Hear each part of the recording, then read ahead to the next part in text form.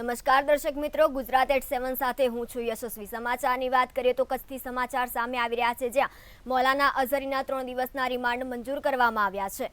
કચ્છથી આ મહત્વના સમાચાર સામે આવે છે, જ્યાં મૌલાના સલમાન અઝહરીના 3 દિવસના રિમાન્ડ મંજૂર કરવામાં આવ્યા છે। સામખિયાળીમાં આપ્યું હતું મૌલાનાએ વિવાદિત નિવેદન। પોલીસ દ્વારા આજે મૌલાનાને કોર્ટમાં રજૂ કરવામાં આવ્યો હતો। પોલીસે મૌલાનાના 14 દિવસના રિમાન્ડની માંગ કરી હતી। ભચાઉ કોર્ટે મૌલાનાના 3 દિવસના રિમાન્ડ મંજૂર કર્યા હોવાનું સામે આવ્યું છે। કચ્છ મૌલાનાના સલમાન અઝહરીના 3 દિવસના રિમાન્ડ મંજૂર કરવામાં આવ્યા છે, જ્યાં સામખિયાળીમાં આપ્યું હતું મૌલાનાએ વિવાદિત નિવેદન। પોલીસ દ્વારા આજે મૌલાનાને કોર્ટમાં રજૂ કરવામાં આવ્યો હતો। આજે અહીંયા ભચાઉની કોર્ટમાં સલમાન અઝહરી મુફ્તી સાહેબને સામખિયાળીમાં ગુનો જે દાખલ થયેલો તેના સંદર્ભે રિમાન્ડ અરજી સાથે રજૂ કરવામાં આવેલો, જેમાં એલસીબી ગાંધીધામ પાસે એમની તપાસ હતી અને એમણે 14 દિવસના રિમાન્ડ એમણે માંગેલા અને એમાં 22 જેટલાઓ મુદ્દાઓ જે રજૂ કરવામાં આવેલા પોલીસ તરફથી કે ઇન્વેસ્ટિગેશનમાં ફિઝિકલ કસ્ટડીની જરૂર છે, પરંતુ નામદાર કોર્ટ સમક્ષ આમાં વકીલશ્રીઓએ જે રજૂઆત કરેલી અને ફિઝિકલ કસ્ટડીની 14 દિવસની કોઈ જરૂરિયાત રહેતી નથી અને પોલીસે જે અરેસ્ટની જે પ્રક્રિયા કરેલી તેમાં સીઆરપીસી સેક્શન 41ની જે જોગવાઈઓ છે તેમનું પણ પાલન થયેલું નથી। જે સમગ્ર મુદ્દાઓ જે વકીલ મિત્રો દ્વારા જે રજૂઆત કરવામાં આવેલી અને નામદાર કોર્ટે આ રિમાન્ડ અરજીમાં એમના જે કારણો હતા એને સંપૂર્ણપણે માન્ય નથી રાખેલા, અંશત જામીન રિમાન્ડ અરજી મંજૂર કરેલી। અને મહત્વના સમાચાર સુરતથી સામે આવી રહ્યા છે, જ્યાં સુરતમાં ભીષણ આગનો બનાવ બન્યો છે। સુરતના ભંગારના ગોડાઉનમાં આગ લાગવાની ઘટના બની છે। પલસાણાના બલેશ્વર પાટિયા નજીક આગની ઘટના બની છે। ભંગારના ગોડાઉનમાં અચાનક લાગી ભીષણ આગ। ભારે પવન હોવાથી આગે વિકરાળ સ્વરૂપ ધારણ કર્યું છે। અંદાજે 5 કિલોમીટર દૂર સુધી દેખાયા ધુમાડાના ગોટે ગોટા। આગને પગલે ફાયરની ટીમ તાત્કાલિક ઘટના સ્થળે પહોંચી છે। પલસાણા, બારડોલી અને હોજીવાલા ફાયરની ટીમ પણ ઘટના સ્થળે પહોંચી છે। 4 જેટલી ટીમોએ આગ પર કાબુ મેળવવાના પ્રયાસો હાથ ધરવામાં આવી રહ્યા છે। સુરતમાં આ ઘટના બનવા પામી છે, જ્યાં ભંગારના ગોડાઉનમાં અચાનક આગ લાગવાની ઘટના બની છે। પલસાણાના બલેશ્વર પાટિયા નજીક આગની ઘટના બની છે, જ્યાં ભારે પવન હોવાથી આગે વિકરાળ સ્વરૂપ ધારણ કર્યું છે। આ આગ અંદાજે 5 કિલોમીટર દૂર સુધી ધુમાડાના ગોટે ગોટા જોવા મળી રહ્યા છે। આગને પગલે ફાયર વિભાગની ટીમ તાત્કાલિક ઘટના સ્થળે પહોંચી છે। પલસાણા, બારડોલી અને હોજીવાલા ફાયરની ટીમ પણ ઘટના સ્થળે પહોંચી છે। 4 જેટલી ટીમોએ આગ પર કાબુ મેળવવાના પ્રયાસો હાથ ધર્યા છે। સુરતથી આ સમાચાર સામે આવી રહ્યા છે, જ્યાં પલસાણાના બલેશ્વર પાટિયા નજીક ભંગારના ગોડાઉનમાં અચાનક આગ લાગી છે।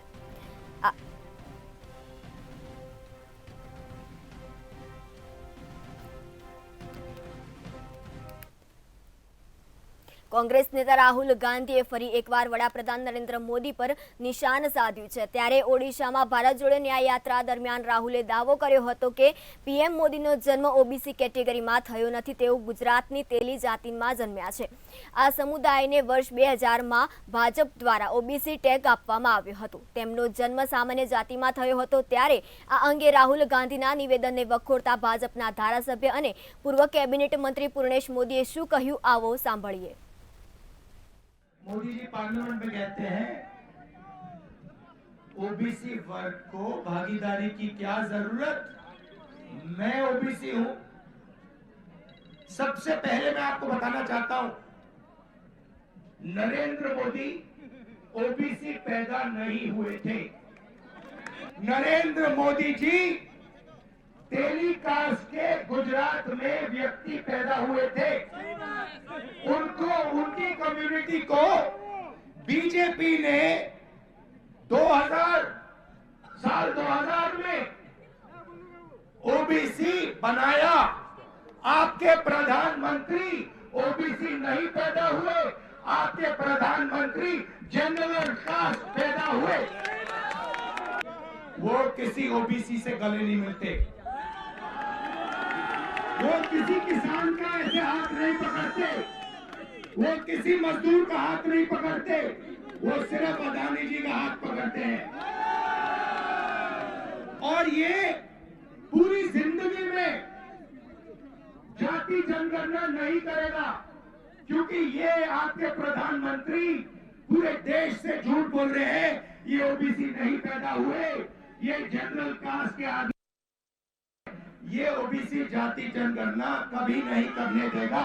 ઓબીસી સમાજનું અપમાન કરવું, ઓબીસી સમાજને ચોર કહેવા, સારે મોદી ચોર હે આ પ્રકારની વાત કરવી એ ફરીથી એક વખત સમગ્ર ઓબીસી સમાજનું અપમાન કરી રહી.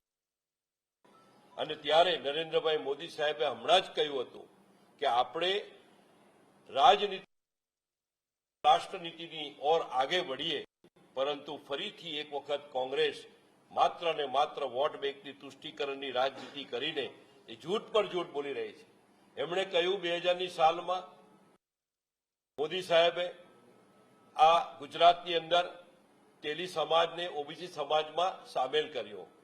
સત્ય વાત તો એ છે કે 2000ની સાલમાં મોદી સાહેબ મુખ્યમંત્રી હતા, ભારતીય જનતા પાર્ટીનું શાસન હતું, પરંતુ તેલી સમાજને ઓબીસી સમાજમાં સામેલ 1994માં કરવામાં આવ્યો. 25 જુલાઈ 2000 ત્યારે માનનીય છબીલદાસ મહેતા કોંગ્રેસના મુખ્યમંત્રી હતા અને એમના દ્વારા આ આખો પરિપત્ર ઠરાવ રજૂ થયો. રાહુલ ગાંધી દ્વારા નરેન્દ્ર મોદીની જાતિને લઈને આપેલા નિવેદન પર કોંગ્રેસ પ્રવક્તા મનીષ દોશીએ સ્પષ્ટતા કરી છે. તેમણે કહ્યું છે કે રાહુલ ગાંધીએ દેશમાં જે કોઈ પણ પીડિત લોકો છે તે સમાજના લોકોના વિકાસને લઈને વાત કરી હતી. ભાજપ દ્વારા એસસી, એસટી, ઓબીસી સમાજના લોકોને હકથી વંચિત રાખી સતત અન્યાય કરવામાં આવે છે. તેઓ વસ્તી ગણતરી મુજબ બજેટની ફાળવણી કરતા નથી, જે અન્યાય વિરુદ્ધ રાહુલ ગાંધીને બોલતા રોકવા માટે ભાજપ દ્વારા પ્રયત્ન કરવામાં આવી રહ્યા છે. જે રીતે કેન્દ્રની ભાજપા સરકાર હોય કે ગુજરાતની ભાજપા સરકાર હોય, સતત શોષિત પીડિત સમાજ જેમને બંધારણીય અધિકાર મળે છે એ અનુસૂચિત જાતિ, અનુસૂચિત જનજાતિ હોય, બક્ષીપંથનો સમાજ હોય, આર્થિક રીતે નબળા વર્ગ હોય, તમામને સતત અન્યાય કરવાની માનસિકતા એ ભાજપા આરએસએસની રહી છે. રાહુલ ગાંધી દ્વારા વડાપ્રધાન માટે ઓબીસી પર આપેલા નિવેદનની ગાંધીનગરમાં પ્રવીણ માળી દ્વારા પ્રતિક્રિયા આપવામાં આવી છે. પ્રવીણ માળીએ કહ્યું છે કે રાહુલ ગાંધીએ જે સ્ટેટમેન્ટ આપ્યું છે તેનાથી તેઓએ સમગ્ર ઓબીસી સમાજનું અપમાન કર્યું છે. નરેન્દ્રભાઈ જન્મ્યા ત્યારે માત્ર એસસી અને એસટી જ હતું. નરેન્દ્રભાઈની સરકારે બંધારણીય આયોગ બનાવ્યું છે. હું માનું છું કે રાહુલ ગાંધીએ દેશની માફી માંગવી જોઈએ. કોંગ્રેસ સરકાર આટલા વર્ષો રહી તો પણ ક્યારે બક્ષીપંથ સમાજ છે અને એને ક્યારે ન્યાય આપવાની વાત કરી હોય એને કોઈ બંધારણીય રીતે પણ ક્યારેક જોઈ નથી. નરેન્દ્રભાઈની સરકારે બંધારણીય ઓબીસી આયોગ બનાવ્યું છે, તો એ ભારતીય જનતા પાર્ટીની સરકારે છે અને આ જે સ્ટેટમેન્ટ આપ્યું છે એનાથી સમગ્ર ઓબીસી લોકોનું અપમાન છે. જાકારો જે પબ્લિક આપી રહી છે એમને જ્યારે લોકોનું મત મેળવવાનો હોય છે, જનાધાર મેળવવાનો હોય છે, એ દિવસે ને દિવસે ખસકી રહ્યો છે. એટલે આવી વાત રાહુલ ગાંધીએ કરી છે અને હું માનું છું કે દેશના ઓબીસી સમાજને એમને માફી માંગવી જોઈએ. 15મી વિધાનસભાના ચોથા સત્ર દરમિયાન કોંગ્રેસના અનંત પટેલનો 15મો પ્રશ્ન હતો. ત્યારે આ પ્રશ્નોત્તરી દરમિયાન અનંત પટેલે પ્રશ્ન કર્યો હતો કે કેવડિયા સરકાર પટેલ જીઓલોજિસ્ટ વિભાગમાં જે ફૂડ કોર્નરની 3 દુકાનો સરકાર તરફથી બનાવવામાં આવી છે તે ફૂડ કોર્ટની દુકાનોને હરાજી વગર કોઈપણ પ્રકારની ટેન્ડર પ્રક્રિયા વગર ભાજપના માતડિયાને આપી હોવાનો આક્ષેપ કરવામાં આવ્યા છે. તેમજ સરકારને વધુમાં વધુ ફાયદા થાય અત્યારે હાલ જેને આપવામાં આવી છે તેને રદ કરીને નવી એજન્સી માટે જાહેરાત કરવામાં આવે અને ફરી તેની હરાજી કરવામાં આવે તેવી માંગ કરવામાં આવી છે. વિધાનસભાના ચોથા સત્ર દરમિયાન તારાંકિક પ્રશ્નોત્તરીમાં મારો 15મો પ્રશ્ન હતો કેવડિયા સરદાર પટેલ ઝૂઓલોજિસ્ટ વિભાગમાં જે ફૂડ કોર્નર ની 3 દુકાનો સરકારશ્રી તરફથી આવી હતી, એ ફૂડ કોર્નરની દુકાનો હરાજી વગર કોઈ પણ જાતની ટેન્ડર પ્રક્રિયા વગર મળતિયાઓને આપવામાં આવી હતી. એના માટેની હતી ગવર્નિંગ બોડીના બહાને, જેમાં ગવર્નર એટલે કે સરકારી કર્મચારીઓ દ્વારા દુકાન ફાળવણી કરવાનો કોઈ પણ જાતનો નિયમ નથી, પરંતુ આ દુકાનો યુનિટી ફૂડ્સ ગાંધીનગરને જે આપવામાં આવી છે ભાજપના મળતિયા છે. અમારી એક માંગણી છે કે આમાં તલસ્પર્શી તપાસ થવી જોઈએ કે કયા ભાજપના મળતિયાઓને દુકાન આપવામાં આવી છે અને સરકારશ્રીને વધુમાં વધુ ફાયદો થાય એવી રીતે અત્યારે જેને આપ્યું છે એને રદ કરીને નવી એજન્સીઓ માટે ફરી પાછું એમની જાહેરાત. ગુજરાત કોંગ્રેસ ભવન ખાતે નિવૃત્ત આર્મી વિભાગના કર્નલ રોહિત ચૌધરીએ સરકાર પર પ્રહાર કર્યા હતા, જેમાં તેમણે કહ્યું કે આર્મીમાં અગ્નિવીરની ભરતી દ્વારા સરકારે યુવાનોને બેરોજગારી અને નિરાશામાં ધકેલી દીધા છે. જ્યારે યુવાઓ 10 વર્ષ પછી પરત આવશે ત્યારે તેને કોર્પોરેટ કંપનીમાં પ્રાઇવેટ આર્મી તરીકે નોકરી કરવાની ફરજ પડશે અને અંતે દેશ ફરીથી ગુલામ બનશે, જેની વિરુદ્ધમાં કોંગ્રેસ દ્વારા 31 જાન્યુઆરીથી જય જવાન કેમ્પેઇન ચાલુ કર્યું છે, જેમાં અગ્નિપથ સ્કીમ રદ કરવામાં આવે તેવી માંગ કરવામાં આવી છે. कि अपने बच्चों को अग्निवीर बनाकर दिखाएं. अगर आप अपने बच्चों को अग्निवीर बनाते हैं, ये -60 डिग्री से 60 डिग्री तक काम करने वाले सैनिक हैं. देश की सेना में भेदभाव ना करिए. रेगुलर सैनिक और उन दोनों के बीच में जो भेदभाव है उसका बहुत बड़ा अंतर है, बहुत बड़ा अंतर है. तमाम सुविधाएं जो एक रेगुलर सैनिक को मिलती हैं वो हमारे अग्निवीरों को नहीं मिलेंगी. ना एक्स सर्विसमैन का स्टेटस, ना शहीद का स्टेटस, ना उनको पेंशन, ना ग्रेचुटी, और मात्र 21,000 के वेतन के अंदर उनसे एक्सपेक्ट किया जा रहा है कि वो देश की सेवा करेंगे. सरहदों એ જ રીતે આર્મીની અંદર પોતાની પ્રાણની આહુતિ આપીને બલિદાન આપીને જે આપણા સૈનિકો આપણી સુરક્ષા અને સલામતી આ દેશ રાખે, એની અંદર જે રીતે અગ્નિવીર ને અગ્નિપથ ની જે 4 વર્ષની જે યોજના લાયા છે, હું માનું છું આ દેશના યુવાનો અને દેશના યુવાનો સાથે આનાથી ગંભીર અન્યાય કોઈ બીજું ના હોઈ શકે. અમરેલી જિલ્લાનો મહત્વનો તાલુકો અને વિધાનસભા પંચાણું અમરેલી વડિયા કુંકાવાવ વચ્ચે પૂર્વ વિપક્ષ નેતા અને પૂર્વ કોંગ્રેસી ધારાસભ્ય પરેશ ધાનાણીનો ગઢ કહેવાય છે અને એ ગઢથી જ જિલ્લા કોંગ્રેસ પ્રમુખ પ્રતાપ દુધાતે લોકસભાની ચૂંટણીની રણનીતિની શરૂઆત કરી છે. ત્યારે કુંકાવાવ નાગરિક સરાફી તાલુકા સહકારી મંડળીએ ચૂંટણીલક્ષીની મીટિંગ યોજાઈ, જેમાં અમરેલી જિલ્લા કોંગ્રેસ પ્રમુખ પ્રતાપ દુધાતે જિલ્લાના ભાજપના કદાવર નેતાઓને ઝીરો ગણાવ્યા છે. જ્યારે આ મીટિંગમાં વીરજીભાઈ ઠુમર, પૂર્વ ધારાસભ્ય કરણભાઈ બારૈયા સહિતના કોંગ્રેસના હોદ્દેદારો ઉપસ્થિતિમાં રણનીતિઓનો શુભારંભ કરાયો છે. અમરેલી જિલ્લો જ્યારથી ભાજપની સરકાર આવી ત્યારથી આંગળિયા જિલ્લા જેવું વર્તન થયું છે. જિલ્લાની અંદર મસ્ત મોટા નેતાઓ, નરેન્દ્રભાઈને પણ અહીંયાથી બનાવવામાં યોગદાન આ જિલ્લાના ભાજપના નેતાઓનું. ચાહે કોઈ પણ સરકાર હોય એમાં ભાજપના નેતાઓ, કદાવર નેતાઓ, નામના કદાવર નેતાઓ આ જિલ્લાને છેલ્લા 28 વર્ષમાં આપ્યું શું? છેલ્લે કોંગ્રેસની સરકાર વખતે બનેલા ડેમો, સિંચાઈની વાત કરું તો ખોડિયાર ડેમ કોંગ્રેસ સરકાર વખતે બન્યો, ઠેબી ડેમ કોંગ્રેસ સરકાર વખતે બન્યો. જેટલી પણ યોજનાઓ ખેતીવાડીને લગતી હતી એ કોંગ્રેસ સમયની. એક પણ ઉદ્યોગ આ જિલ્લાની અંદર આવ્યો નથી. અમદાવાદના નવરંગપુરા વિસ્તારની માઉન્ટ કાર્મેલ સ્કૂલ બદલવાને લઈને વિવાદ જારી છે. માઉન્ટ કાર્મેલ સ્કૂલ સંચાલક તરફથી શાળા બિલ્ડિંગને લઈને સ્પષ્ટતા ન કરાતા વાલીઓમાં રોષ જોવા મળ્યો છે. વાલીઓ અને સંચાલકોની શાળા બદલવાને લઈને બેઠક કરવામાં આવી હતી, જેમાં મોકાની જગ્યા પર શાળા બિલ્ડિંગ હોવાથી શાળા સંચાલકોની મિરાદ મેલી હોવાનો વાલીઓએ આરોપ લગાવ્યા છે. આ બિલ્ડિંગ જૂનું થયું હોવાથી શૈક્ષણિક કાર્ય શક્ય ના હોવાના સંચાલકોનો દાવો કરવામાં આવ્યા છે. વાલીઓને અન્ય વિકલ્પ પસંદ કરવા અને શાળા બદલવા મનાવાઈ રહ્યા છે. શાળાએ ડીઈઓમાં પણ આશ્રમ રોડ પરનું શાળા બિલ્ડિંગ બંધ કરવા અરજી કરી છે. આજથી આશરે દોઢ વર્ષ પહેલાં એક મિટિંગ કરવામાં આવી હતી અહીંયા આગળ, અને ત્યારે પેરેન્ટ્સોને એવું કહેવામાં આવ્યું હતું કે બિલ્ડિંગ જર્જરિત થઈ ગયું છે અને એને રિપેર કરવાનું કામ કરાવવાનું છે, જેથી શાળાની વિદ્યાર્થીઓને બપોરની સ્કૂલ કરવાની છે. પણ અમે છેલ્લા દોઢ વર્ષથી ઘણા બધા પેરેન્ટ્સ અહીંયા આવે છે મૂકવા માટે, પણ અહીંયા અમને એવું કંઈ દેખાઈ નથી રહ્યું કે ક્યાંય કોઈ રિપેરિંગનું કામ ચાલતું હશે. અને એવા પેરેન્ટ્સ તરફથી કે બહારથી પણ એવા મેસેજ આવે છે કે સ્કૂલનું બિલ્ડિંગ કદાચ વેચાઈ ગયું છે, એવા મેસેજો અમને મળ્યા છે. એકચ્યુઅલ અમારી પાસે એવો કોઈ ઠોસ રિપોર્ટ કે આધાર નથી જેનાથી વાલીઓમાં રોષ છે કે અચાનક સ્કૂલ જો બંધ થઈ જશે તો તેમના વિદ્યાર્થીઓનું શું. અમદાવાદ શહેરથી દરરોજ 1.5 લાખ કરતાં વધુ મુસાફરો જીએસઆરટીસી મારફતે મુસાફરી કરતા હોય છે. ત્યારે જીએસઆરટીસી દ્વારા આજના આધુનિક યુગમાં પણ કેશ નાણાં સ્વીકારીને જ ટિકિટ આપવામાં આવે છે, જેનાથી મુસાફરો તેમજ કંડક્ટર વચ્ચે છૂટા પૈસાની રકઝક સર્જાય છે. આજ સુધીમાં માત્ર 10% બસોમાં કંડક્ટરો પાસે ડિજિટલ મશીન ઉપલબ્ધ છે. તો અમદાવાદ શહેરના મુસાફરો આ વિશે શું વિચારી રહ્યા છે તે સાંભળીએ.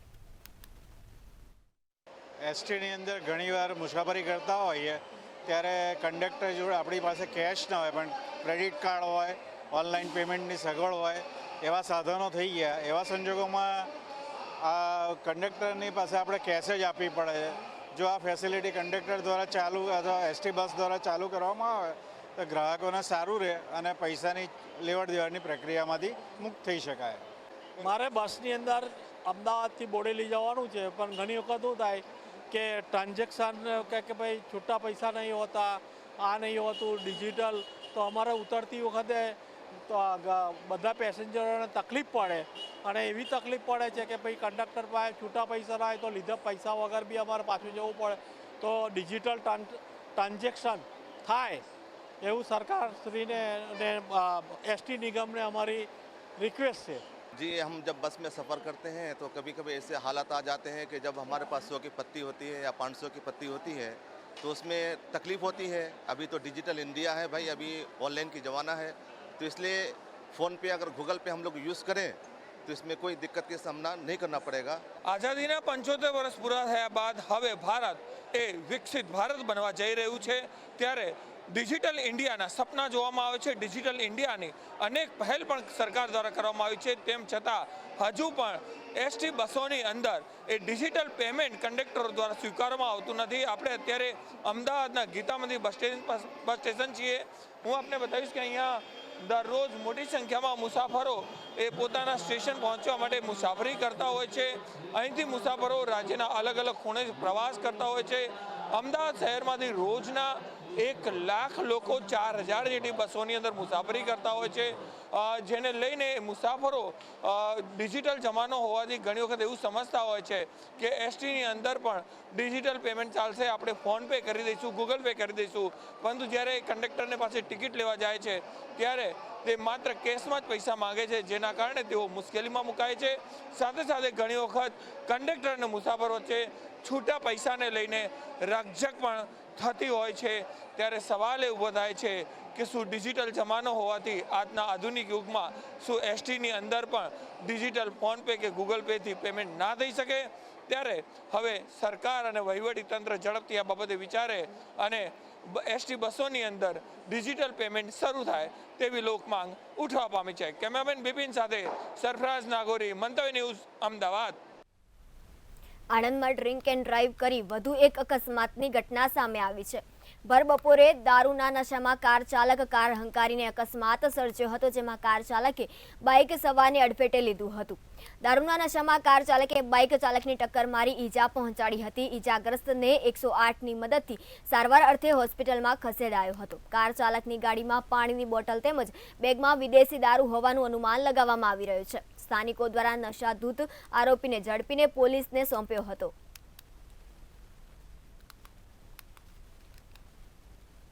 સુરતમાં ક્રાઇમ બ્રાન્ચ પોલીસે વેસુ વીઆઈપી રોડ પર આવેલા અબ્રોઝિયા બિઝનેસ હબના ગ્રાઉન્ડ ફ્લોર પર આવેલ પાનવાડી પાન સેન્ટર નામની દુકાનમાં રેડ કરી હતી. આ દરમિયાન ઓનલાઈન વેબસાઇટ પર સટ્ટો રમતા 3 ઈસમો ઝડપાયા હતા. આરોપીઓ ઇન્ટરનેશનલ ગેમો જેવી કે cricket, casino, tennis, football, hockey, kabaddi જેવી લાઈવ ગેમ ઉપર સટ્ટો રમાડતા હોય છે. પોલીસે ગજાનંદ ઉર્ફે ગજુ, જસવંતભાઈ ટેલર, ચિનાસુ ઉર્ફે ચિંટુભાઈ કિરીટભાઈ ગોઠી, હિરલ ઉર્ફે જિગ્નેશ પ્રફુલભાઈ દેસાઈની ધરપકડ કરી છે. પોલીસે આરોપીઓ પાસેથી 4.30 લાખથી વધુનો મુદ્દામાલ કબજે કર્યો છે.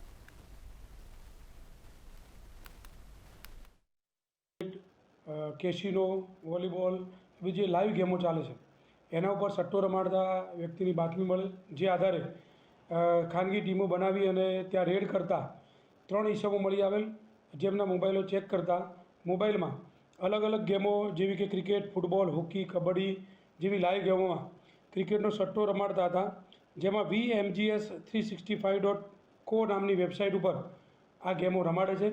જેમાં 3 આરોપીઓ મળી આવેલ, ગજાનંદ ઉર્ફે ગજ્જુ જસવંતભાઈ ટેલર, ચિનાંશુ ઉર્ફે ચિંટુભાઈજી અને હિરેલ ઉર્ફે જિગ્નેશ પ્રફુલભાઈ દેસાઈ, 3 નાઓની ધરપકડ કરી 4,30,000 રૂપિયાનો મુદ્દામાલ રિકવર કરેલ છે.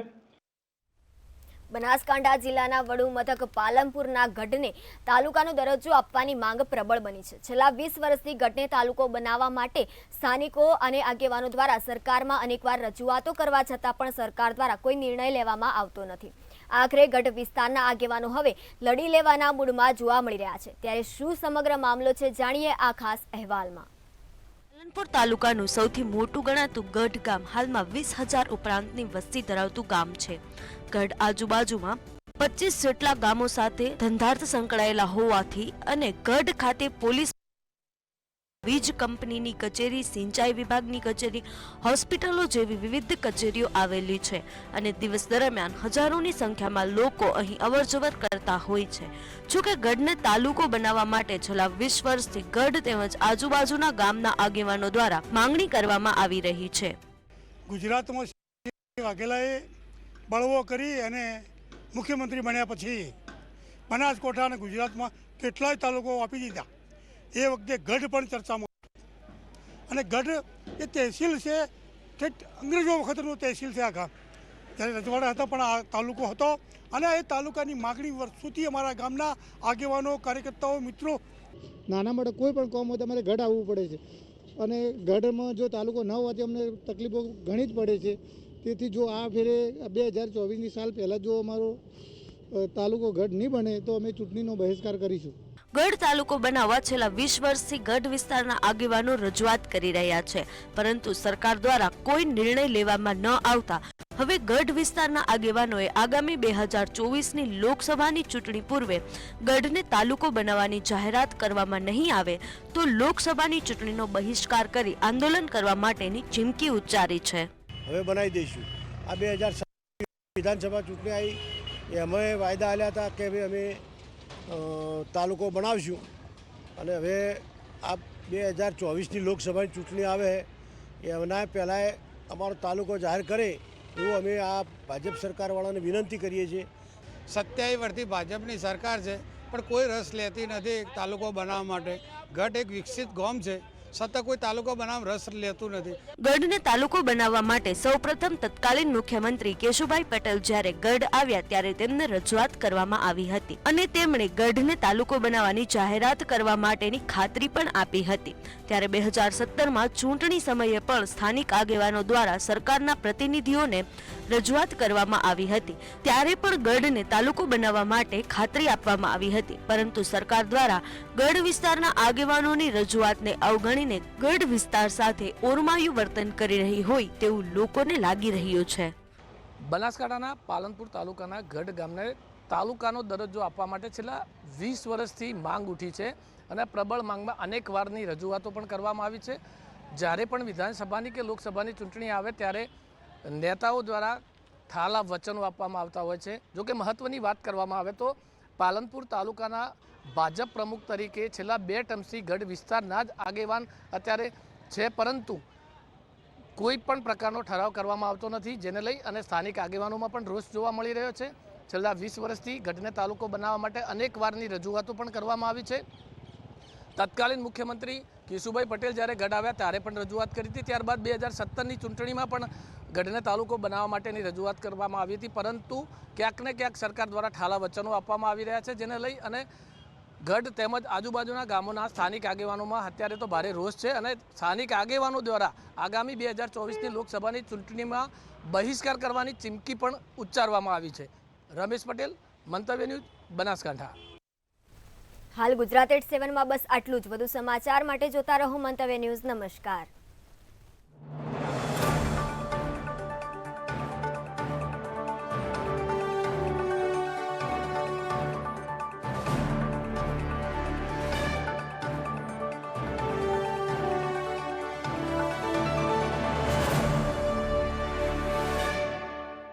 મને